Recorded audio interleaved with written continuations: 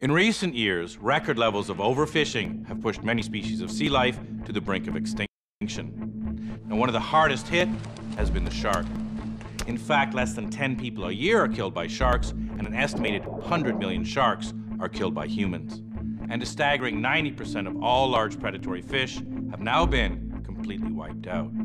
So we sent Isabel Young to the Mozambique Channel, one of the most vibrant and biodiverse bodies of water on Earth, to see what a world without sharks just might look like.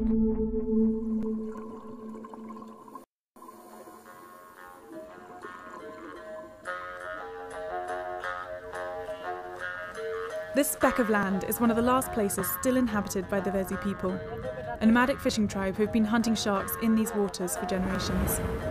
All these Vezo people have travelled for days to get to this tiny little sandbank in the middle of the Indian Ocean. The problem is that the areas where they live are so overfished now that they're not able to make a living.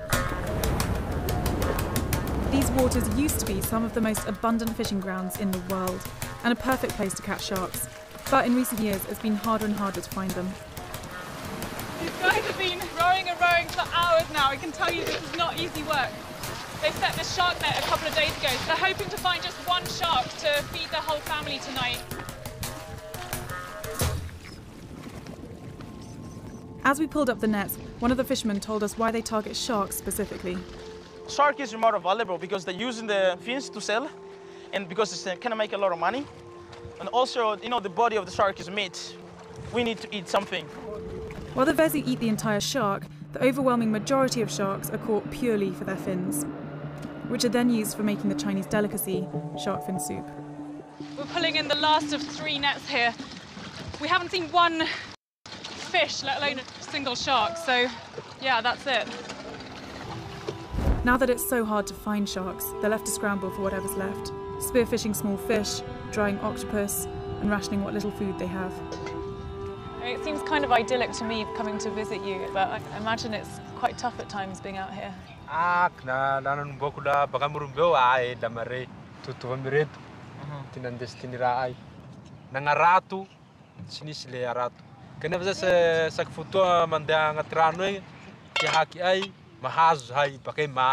Have you seen a lot of industrial fishermen?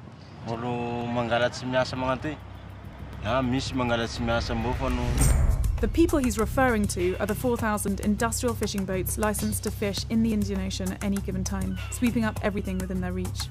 As the Vezo lose their livelihood, the ocean is losing one of its top predators. This creates devastating effects that ripple all the way down the ecosystem, which is why targeting sharks for their fins is illegal in Madagascar. Despite this huge volume of ships, in Madagascar we found that there was only one operating vessel to monitor 460,000 square miles of open water. We joined them for what turned out to be their first inspection in 6 months. How often do you get to come out and actually patrol these seas?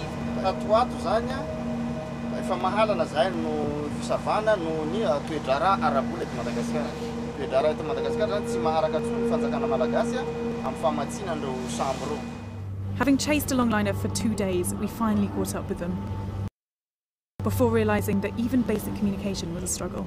Speak. This is the Police Madagascar. We come to check your boat, okay? Okay. That is just one of hundreds and hundreds of industrial-scale ships roaming these Madagascar oceans, coming from all over the world, especially Europe and Asia. That's a hell of a lot of fish blood coming out.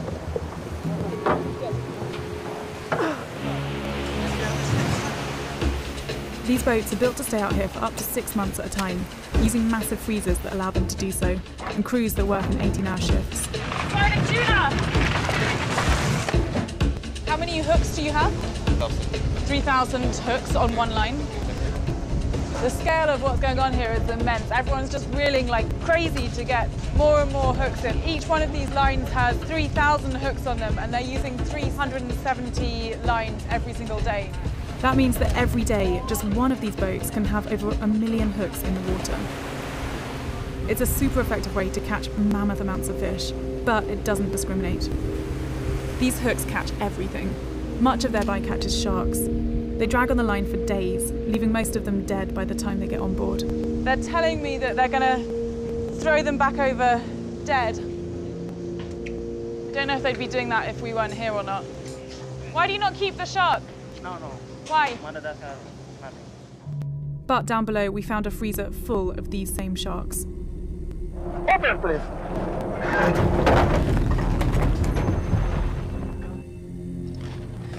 How much is shark fin?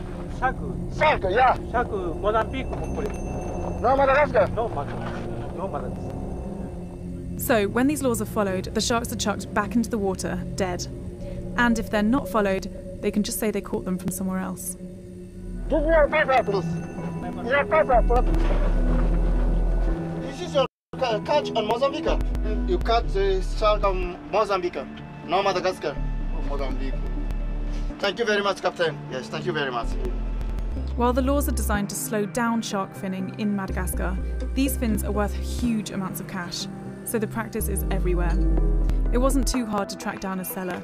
We posed as potential buyers and were taken to his warehouse. We managed to get the number of a shark fin dealer here in Antananarivo. Obviously, these shark fin dealers are not happy about being on camera, so we're having to wear hidden cameras and hidden microphones.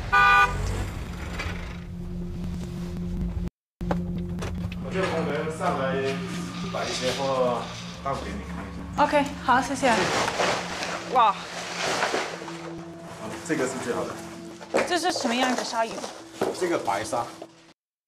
哦，这个好重啊。包括黑的我也。但是你还有多少？几十公斤这里都有。几十公斤，如果全部上来呢，就差不多有1吨。那以前1个月有3吨。越来越少。越抓越少。鲨鱼越来越少。越来越少。 He told us that selling 1 ton of fins a month brings in $200,000 in profits. The scary thing is that this is nothing compared to what's going on in the global market, where an estimated 100 million sharks are killed each year. We spoke to marine ecologist and overfishing expert, Dr. Boris Worm. How worried should we be about our shark populations right now? Sharks to me are like an indicator species. They're the first to go, they're the canary in the coal mine. When the sharks go, everything else starts to change.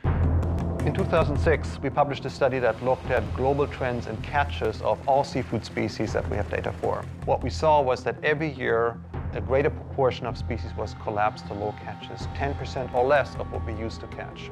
Trawlers, longliners are incredibly effective at catching fish in huge numbers, but also they're very unselective. This is like going to the Serengeti to harvest, say, wildebeest, and dragging huge nets across the landscape, sweeping up the wildebeest along with the rhinos, the giraffes, the lions, the gazelles, everything, then throwing everything out dead and just keeping the wildebeest. What we asked was, if that trend would continue, when would we end up without any seafood species at all? The answer was by the middle of the century. Every year we see more species threatened with extinction, more stocks collapsing. The thing about this is this has an end to it. At one point we will run out if this trend continues. The trend of collapse has been happening everywhere, including in the US. 8 years ago, red snapper in the Gulf of Mexico was down by 97%. But in 2007, things changed. Look at all those fish. Everything above this little red line is fish. There's going to be a lot more in a minute here.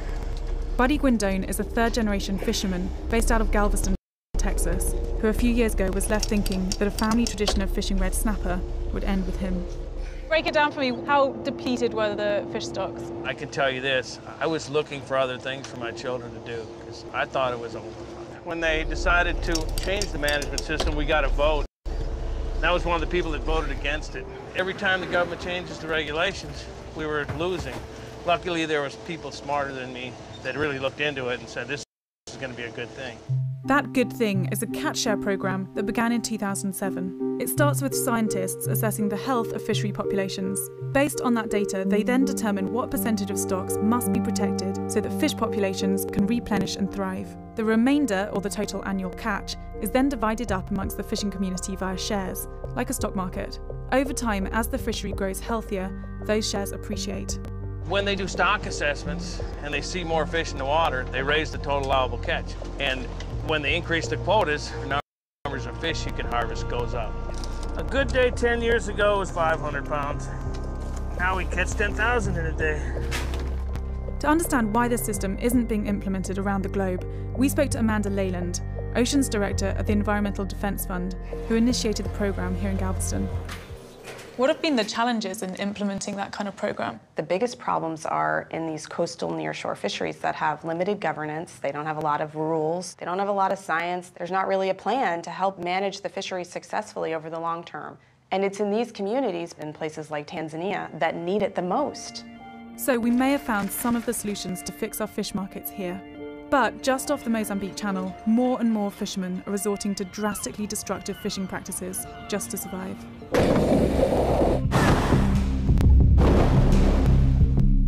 Blast fishing uses explosives to kill schools of fish in a matter of seconds. And although it is illegal in Tanzania, 5 minutes off the coast of Dar es Salaam, giant blasts are going off in plain sight every day. We managed to persuade this group of blast fishermen to show us how it's done. They're just mixing up industrial fertilizer with petrol, and this guy's just making the fuse. How did you lose your fingers? Because of You're kind of scaring me. yeah.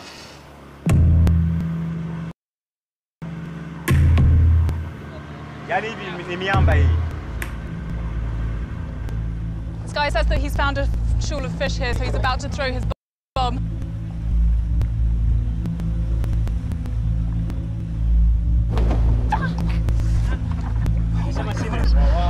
You can see all this murky brown water at the surface. It's just bits of coral down here. What do you got? This handful of fish is everything that they've got after blasting about 10-meter diameter of coral reef. Coral reefs are one of the key starting points for life in the ocean. With each explosion, thousands of years of ecosystem are reduced to rubble.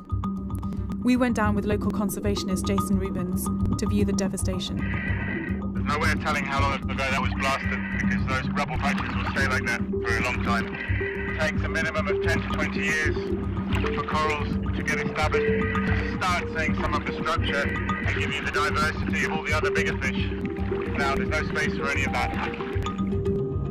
As we decimate our ocean's population, our own population is skyrocketing, which puts us at a tipping point.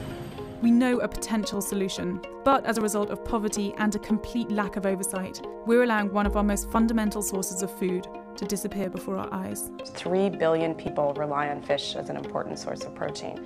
New research shows that we can actually have more fish in the water, more food on the plate, and more prosperous communities. And at a global scale, it's possible that we could double the amount of fish in the water. We have a choice, and our choice is to get fishing right or not. And if we don't, we've got a serious starvation crisis on our hands.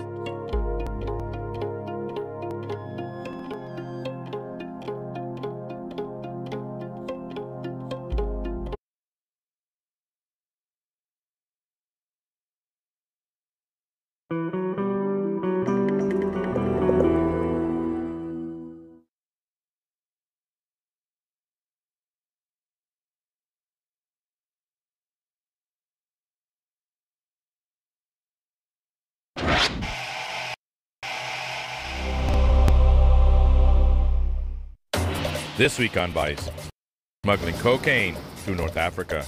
100% colombiano. After 40 years of war on drugs, it has not worked.